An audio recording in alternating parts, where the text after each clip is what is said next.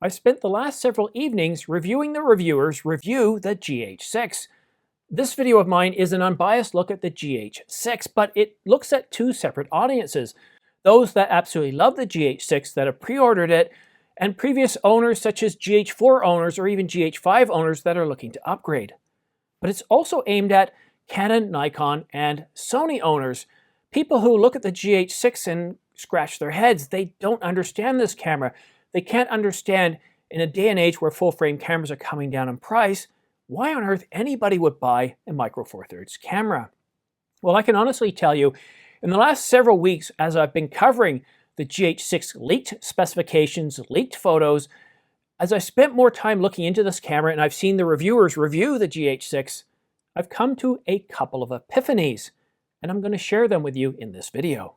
But first, let's address the elephant in the room, and that's the contrast detect autofocus system that's used in the Panasonic GH6.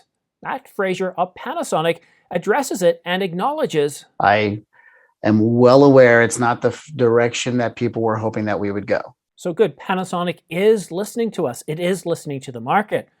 Matt does go on and explains to us, I want to make sure everybody understands why we went down the path that we did. So you have to remember that when we're developing or working on a sensor design, we're working on the information based on an older camera. You know, we're working on this around the GH4's timeline when you're working on that new sensor. Good news, right? Panasonic is listening to us. They know that we want a phase detect autofocus system. So why then stay with a GH4 based architecture? Well, Matt Frazer goes on and he acknowledges what he perceives as their customers wanting the most out of the GH6. And so you're working on the concerns of that sensor at that point. So low light sensitivity, dynamic range, resolution, those are the things people were most concerned about.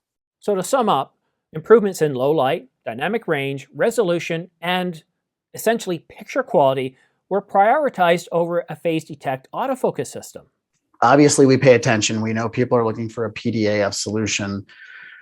We've worked on improving the DFD autofocus system for a number of years.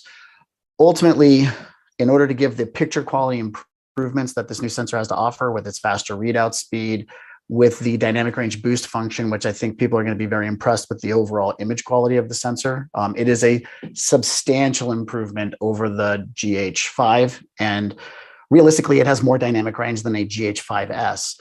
So ultimately, as Matt stated, improvements in picture quality, low light, dynamic range, and resolution got priority over autofocus. Now that doesn't mean that they didn't improve the autofocus system.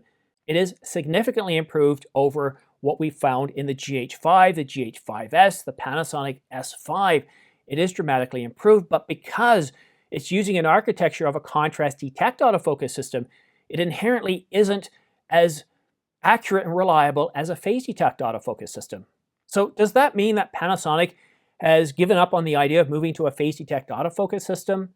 That a contrast detect autofocus system is here for good? No. This is what Matt had to say about looking towards a phase detect autofocus system.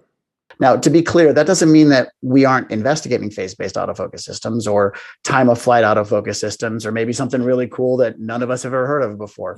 But at this time, with this camera, this is what we're going to be able to offer. And so hopefully that explains the situation. I know it's not what people wanted, but please take a look at the image and more importantly, take a look at the autofocus system tests that are out there. This has to be the best explanation that anybody at Panasonic or Lumix has communicated to us on why, what, when, and how about their autofocus system in their Lumix cameras. This has given us an understanding of what they prioritized and where the autofocus system fit in terms of dynamic range, low light performance, picture quality, and resolution. So for the rest of this video, I'm going to look at the video capabilities, the video specifications, the limits of this camera or lack thereof, and the video quality. So now let's take a look at the video specifications, the limits on this camera or lack thereof, and the video quality that we can expect to get from the GH6. The new GH6 has a 25.2 megapixel sensor. It also has a new processor, and that image stabilization, that internal image stabilization, that does very, very well whether you're walking or running, now has 7.5 stops of dual image stabilization built into the camera. As far as video modes are concerned, having a good log profile really makes a difference and is, well, it's very important to professionals. The log profile in the GH6 is a full-blown version. It's not a light version like in previous cameras. And in terms of dynamic range, talking about that low light performance that Matt did earlier, up to 13 stops of dynamic range. But this is where things start to get very, very interesting. Unlimited recording in Cinema 4K up to 60 frames per second. And variable frame rates? Well, it can do up to 300 frames per second. Now, things do start to get soft when you're talking about 200 and 240 frames per second. But up to 120? It's pretty good. The detail is there. I would say it's even better than the Canon EOS R5. The GH6 can do 5.7K at 24, 25, 30, 50, and 60 frames per second DCI for that extra level of detail. And all modes are shot uncropped and with sound. Take that, Canon. So if you're shooting in variable frame rates anywhere up to 300 frames per second, you are still capturing sound. But it's this next capability that really makes a huge difference, providing Apple ProRes 422 and Apple ProRes 422 HQ. Now it is limited to some modes such as 5.7K, but in a future firmware update, Apple ProRes and ProRes 422 HQ are going to be provided in pretty well all video modes and resolutions, and this is a really big deal because Apple ProRes is a codec designed for video editing. Final Cut, DaVinci Resolve, it doesn't matter what you have, using Apple ProRes is going to make video editing easier, you're going to drop less frames, and you're going to be able to edit on computers much older without having to go and do an upgrade. It also preserves a lot of the color detail when you're doing lots of edits. It's a great codec for editing, and having this in the GH6 is a big deal. In the highest resolution mode supported right now, you're looking at 1.9 gigabits per second, and that's a huge amount of data. But now that the GH6 has one CFexpress card, Type B, you'll have no problems recording. So for example, and you don't have to break the bank. Angry Bird makes a 512 gigabyte CFexpress card that has a minimum sustained write speed of 6,400 megabits per second. So even in that 5.7K Apple ProRes 422 HQ, you can record for hours. And it's that ability to record without limits that makes a huge difference with this camera. Gordon Lang has one of the best videos out there. He spends an awful lot of time talking about the video capabilities of this camera, but also how it can record unlimited. And one of the reasons why it can record in basically any video mode unlimited is because it now has a fan, and that fan is always on in video modes. And in low, you can't really tell there's much of a sound coming from it in any way whatsoever. And Gordon Lang did multiple tests. He tried recording in the highest frame rates, and he was able to record until the battery died. He tried recording in 5.7K, in 4K 120 frames per second, 300 frames per second, and every time he was able to record until the battery died. And then he decided, well, why don't I hook this up to an external power source? And he recorded for up to 7 hours and 20 minutes.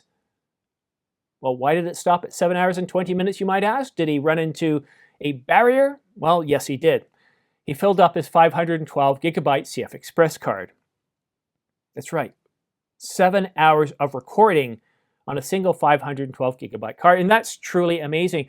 And what's really astonishing to me about this camera is that it can produce high detailed video images, 4K up to 120 frames per second. And I get it, the Canon EOS R5 can do 8K oversample 4K, and there really isn't a camera out there that can match it in terms of its detail, the resolution that it provides. But it's also almost $4,000 compared to $2,200. And once you get out of that mode, it only does 24, 25, and 30 frames per second. Once you go up to 60 or 120 frames per second, this is the remarkable thing about the GH6. It provides more detail than the R5. And I know what you're thinking. Yes, the R5 is a full-frame camera. It does perform better in low-light situations. It also provides about 13 stops of dynamic range. And you've got a 45-megapixel full-frame camera in the unit as well. And that is true. But keep in mind, the GH6, and this is where I think this really speaks to those of you that have Canons, Nikons, and Sonys. Think about this for a minute.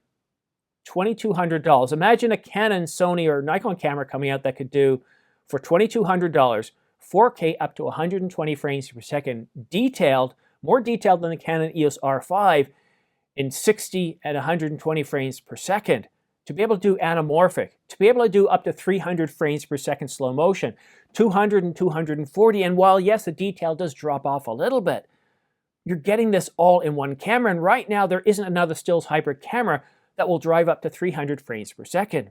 It has a log profile. Essentially, you can take the GH6 with you. You don't have to worry about heat.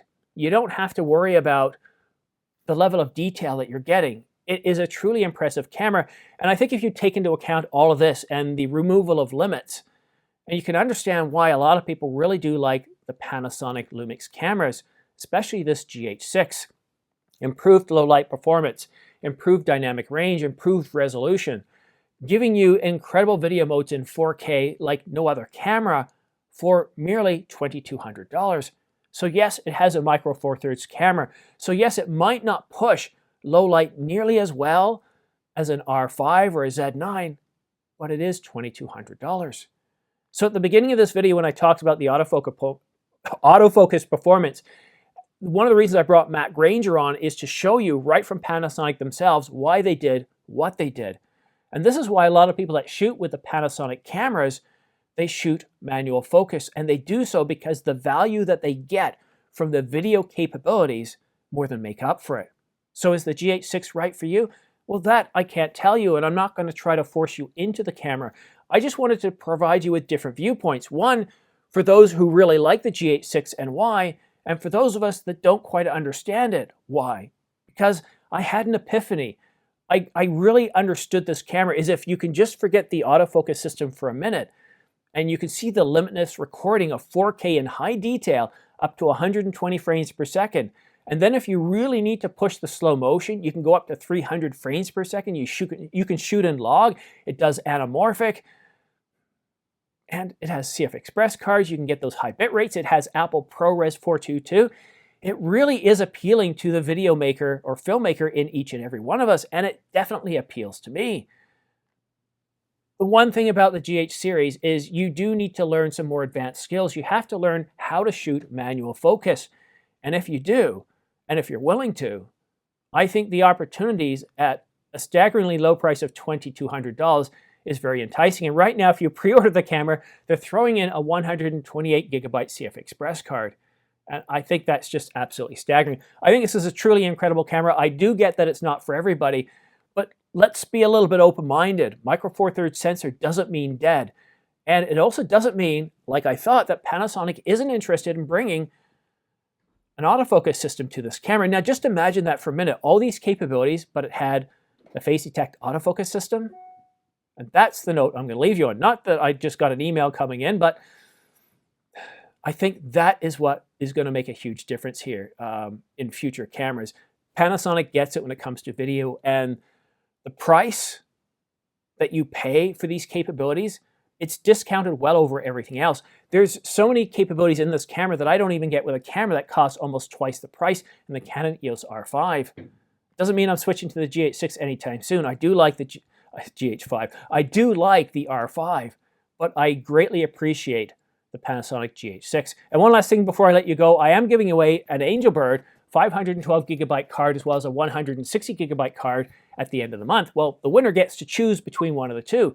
The 512 gigabyte card allows you to record up to 6,400 megabits per second, or that works out to be about 800 megabytes per second, sustained whether the card's nearly full or empty.